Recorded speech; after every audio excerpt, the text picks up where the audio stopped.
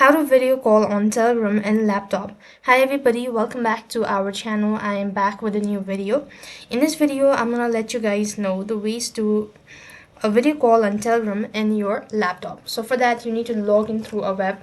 So on the web address bar, you want to type in www.web.telegram.org/e. When you type in that, you'll be taken to their official page, which looks something like this. And here, what you have to do is you want to go ahead and start the video call, right?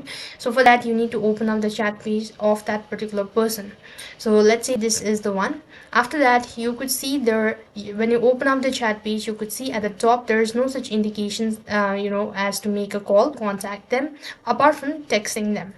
Now you just need to tap on the three dot icon and you need to click on join video chat. When you do it, so you'll be able to see this sort of phase. So here you just need to go ahead and turn on your camera. Once you do it, so the video call will start and you just need to mute for a second, and this way you'll be able to video call on your Telegram using your laptop. That's all for this video. I hope the video was helpful.